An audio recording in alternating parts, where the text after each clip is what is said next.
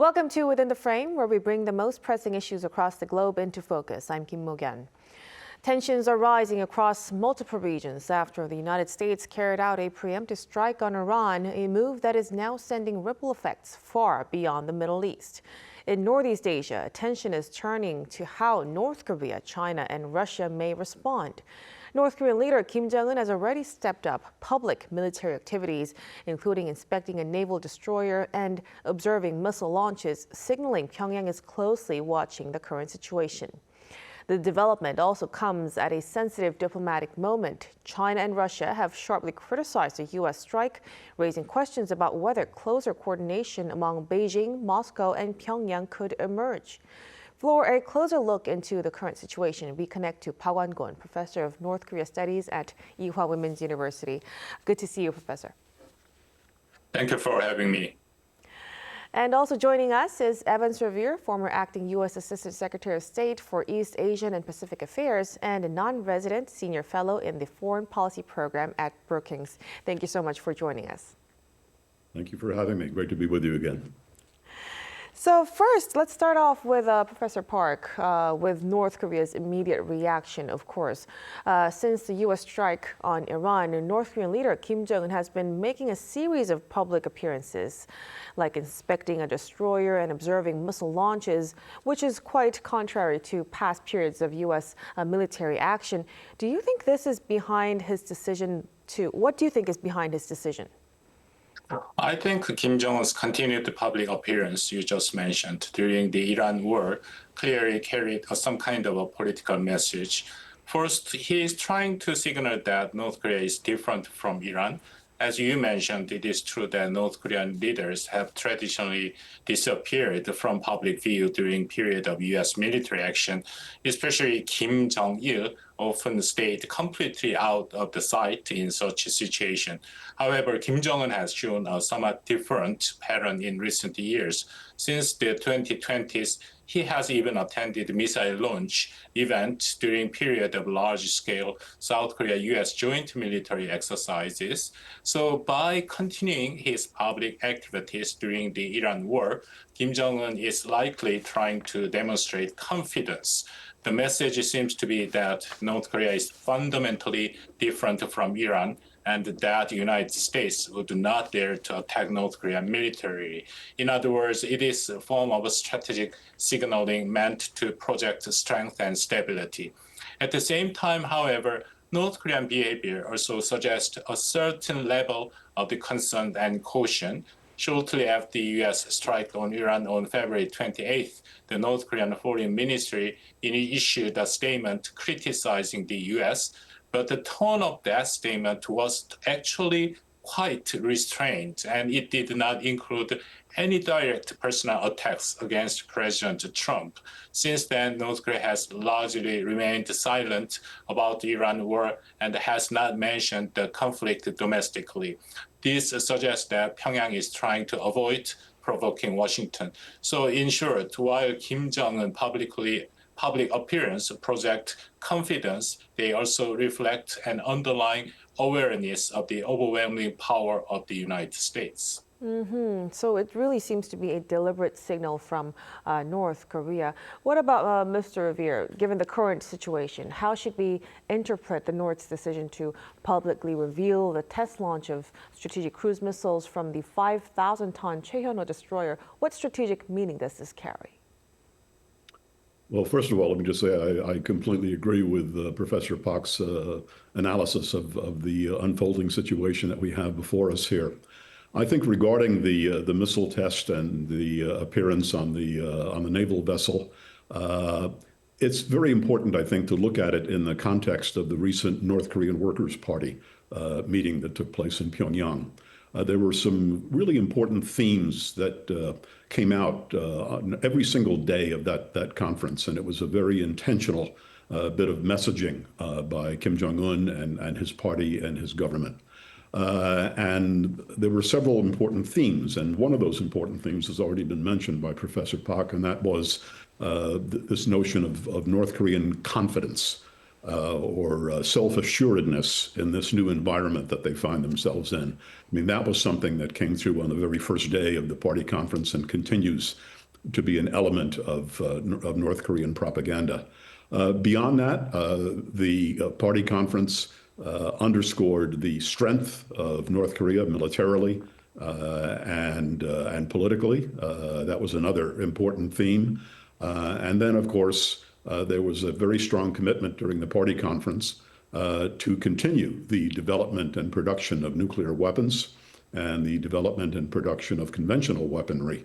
And so those are the themes that came out of the party conference. And I think those are exactly the themes that North Korea is trying to project by this military display that they put on, by Kim Jong-un's appearance there, sort of a swaggering appearance as he interacted with naval officers and crew members, et cetera. And it also underscores the important point that Professor Pak just made, which is that North Korea is not Iran. Iran has long had nuclear weapons ambitions, but the key difference here and the key message, I think, from the North Koreans is that while Iran may have nuclear ambitions, North Korea is an actual nuclear power and has both the capability and the expressed intention to use those weapons. And that goes back to this point of confidence and strength and military capability that I mentioned earlier. So I think those are the key things that we can take away from this exercise, from the missile firing, and from Kim Jong-un's appearance. Right. So largely, we can see North Korea showing kind of a confidence regarding the latest events. But when we turn to the broader message coming out from Washington, Professor Park, what kind of a strategic message do you think President Trump's strike on Iran actually sends to North Korea? Do you believe the Middle East situation could further reinforce Pyongyang's nuclear policy? I think North Korea is likely receiving 2 or 3 very important messages from the current Middle East situation and the U.S. strike on Iran. First, as you suggested, this will probably reinforce Pyongyang's belief that nuclear weapons are essential for regime survival. North Korea has long used the example of Iraq and Libya to justify its nuclear program. When Saddam Hussein and Muammar Gaddafi were overthrown, Pyongyang repeatedly argued that those regimes collapsed because they did not possess nuclear weapons. Kim Jong-un himself made this point very clearly at the recent Ninth Party Congress. He said that in today's sharp and complex international environment, nuclear weapons are necessary to deter coercion and injustice and to defend national security and sovereignty. Now, seeing hostile leaders to the United States, such as Venezuela's Maduro earlier this year, and Iran's Supreme Leader Khamenei being targeted or removed, will likely strengthen North Korea's conviction that nuclear weapons are the ultimate guarantee of survival. Pyongyang will probably use this situation to further justify its nuclear arsenal as a legitimate form of self-defense in what it views as a power-driven international order. Second, however, the situation may also create a certain level of anxiety. I already mentioned that we also agree with that. In Pyongyang, Iran had not fully developed the nuclear weapons and was actually in negotiations with the United States when it was attacked. North Korea, on the other hand, has refused negotiation recently and continued to demonstrate its capability to strike the U.S. mainland with the nuclear weapons. In terms of threat perception, North Korea's nuclear capability is far more advanced and more dangerous than Iran's. So Pyongyang must also recognize that it cannot completely escape the possibility of strong military pressure from the United States. Third, there is also psychological pressure related to U.S. operation targeting top leadership. The U.S. has demonstrated that it has extremely sophisticated intelligence and precision strike capability, including so-called high-value target operation aimed at eliminating key leaders. This inevitably sends a signal to Pyongyang that Washington may also be capable of identifying the whereabouts of the North Korean's top leadership, including Kim Jong-un himself. And that kind of message could create significant pressure for the North Korean leader. Well, definitely. So it could really reinforce North Korea's nuclear survival logic as well. Now, Mr. Revere, there's also growing debate about possible U.S. military options. Some people, though speculating, are discussing whether the U.S. could apply a leadership removal operation similar to what was used against Iran to North Korea as well. What is your assessment of that? It's really troubling to hear this sort of discussion because of the risks involved in it. We need to go back to the Clinton administration, an earlier phase of this nuclear crisis, and remember that there was a time when the Clinton administration considered military action against North Korea. And in the end, that option was rejected in favor of negotiations. Primarily because of the incredible risk involved. And the president and the Secretary of Defense and others realized that by going down that path, we were creating the potential for a major military and security disaster on and around the Korean Peninsula. And all of that was before North Korea became a military nuclear power. So now North Korea has nuclear weapons. North Korea has demonstrated its nuclear capabilities and its missile capabilities. North Korea has not only developed those nuclear capabilities, but they have much more advanced conventional capabilities than they had back then. North Korea has gotten incredibly valuable on-the-ground military experience fighting in support of Russia against Ukraine. They have become rather expert in the use of electronic and drone warfare. So they have all sorts of new capabilities and abilities today that they did not have a number of years ago. And I can't imagine any scenario in which military action against North Korea would not result in a full-scale war with hundreds of thousands of casualties, not only on the Korean Peninsula, but in the region. And so I think that would be a strategic disaster. And so if I were to ask my opinion about this, I would strongly argue against going down that path. Thank you for that opinion, Mr. Revere. Now, when we turn elsewhere, China and Russia have also criticized the U.S. for attacking Iran. Could this situation lead to closer military and strategic cooperation among North Korea, China, and Russia? And from Washington's perspective, what realistic diplomatic tools actually exist to prevent that from happening, Professor Park? Well, first of all, one striking thing about the Iran war is that China and Russia are largely absent from the actual conflict. Both countries are considered partners of Iran, and Russia has even conducted joint military exercise with Iran in the past. But after the United States carries out the strike, China and Russia mostly limited themselves to criticizing Washington. So far, there has been no meaningful or direct support for Iran from either country. China in particular faces a complicated strategic calculation. If Iran were to fully back to Strait of Hormuz, it would directly affect China as well, because roughly 20-something% of China's imported energy passes through that route. At the same time, Beijing is preparing for an important U.S.-China summit, so China has to carefully consider how strongly it should speak out about the Iran war without damaging its broader diplomatic interest.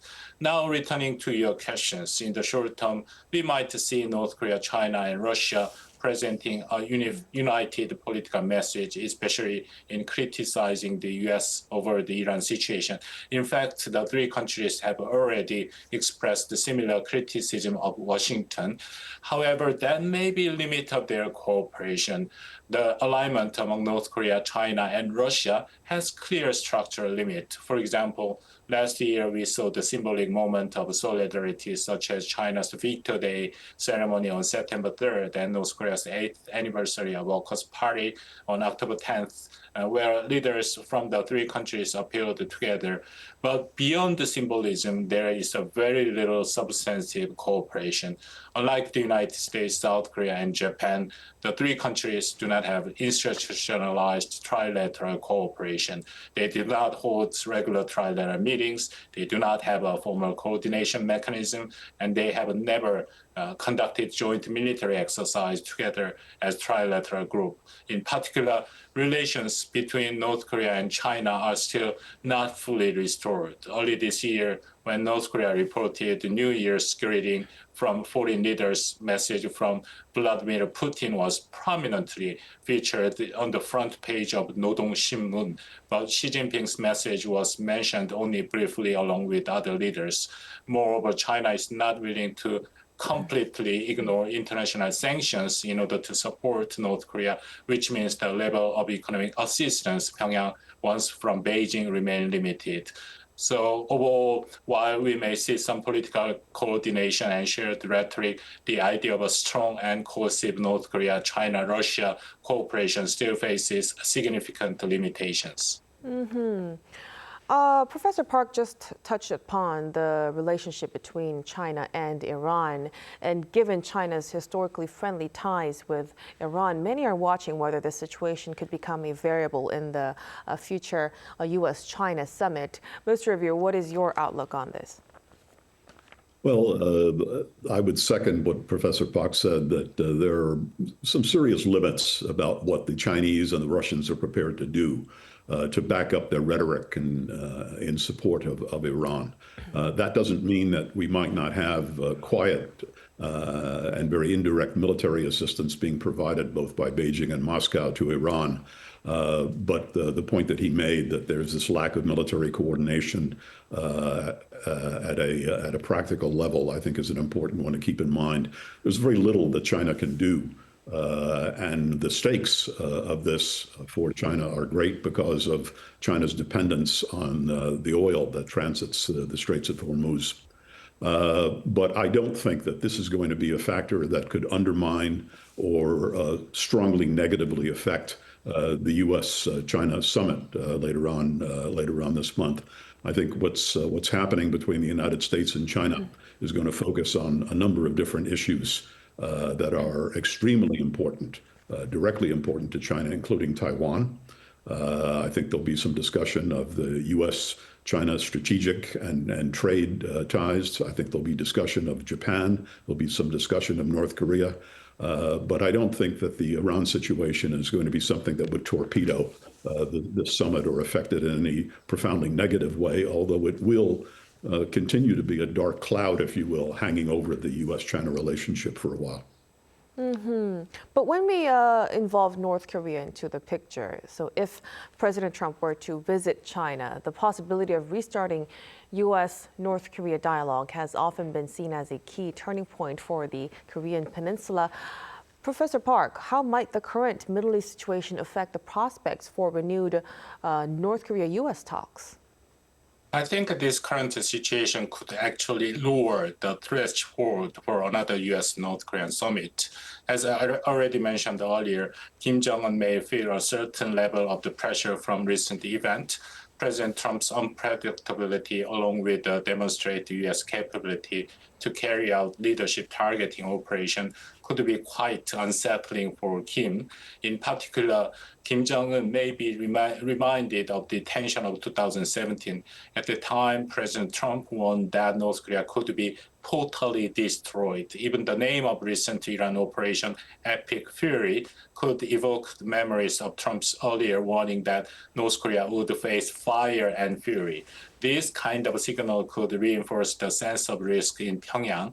Another important factor is that Iran and North Korea will inevitably be compared. If the United States is willing to strike Iran but continue to maintain a conciliatory approach toward North Korea, that could appear contradictory and may draw criticism inside the U.S. In fact, Iran was attacked even while negotiation with Washington was still ongoing. Pyongyang understands this dynamic very well, so it may be feel that completely rejecting talks could also carry risks. That is why if Trump again proposed a summit like he did ahead of the APEC summit in last October, it may be difficult for Kim Jong-un to reject the idea outright. So we should also remember that Kim Jong-un himself has hinted at a willingness to engage with Trump. In his speech to the Supreme People's Assembly last September, Kim Jong-un said that his personal relationship with Trump was not bad. And at the recent party congress as well, he left open the possibility of improving relations with the United States. Finally, North Korea desperately needs a sanction relief. Sanction relief is crucial for economic development, and also it is important for Pyongyang's long-term goal of becoming a de facto nuclear weapon state with some level of international acceptance. So while we should be cautious and with the predictions, if President were to actively propose dialogue again, we cannot completely rule out the possibility that Kim Jong-un might respond positively. Now, when we zoom out a little bit, anxiety over the security in Northeast Asia appears to be growing and growing day by day following the Iran situation. So in response to this, Mr. Revere, do you believe it's necessary to establish a new deterrence framework, such as the deployment of additional strategic assets?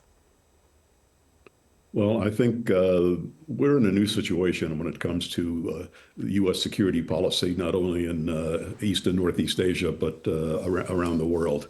If you take a look at what's happening in Iran, what happened in Venezuela, the United States threats and cajoling that was directed against Canada, the Greenland experience, the criticism of NATO allies, the effective abandonment of Ukraine by the United States, the absence of words like democracy and freedom from the U.S. national security strategy. And I could go on and list a lot more here, but it's pretty clear that the United States is on a very, very different course right now. And it's a course that does not prioritize as we used to in the past, our allies and alliances. That's a very troubling thing to say, but I think it's the reality that we're facing right now. And America's NATO allies, I'm here in Europe and I'm talking to Europeans all the time.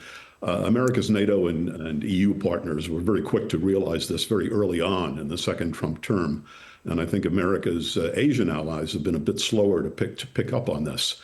But what is happening in Europe is that we're starting to develop strong partnerships that among and between European countries to deal with their security priorities. And I think the same sort of thing is going to be very, very important in Asia among America's allies, between cooperation between Japan and the Republic of Korea, Australia, working with Taiwan and other partnerships. This is going to be more important than ever before because we are in a very troubling new environment with respect to how America views its alliances and partnerships. Right. So since we're really experiencing tremendous changes in the world, so we will have to closely see and monitor the partnerships in Asia as well. We'll have to leave our discussion right here tonight. Thank you so much for your insights, Mr. Revere. Thank you. And Professor Park, we really appreciate it. Thank you. And that'll be all from us on Within the Frame. Be sure to tune in again next time as we continue to explore the stories that matter. Till then, stay informed and engaged.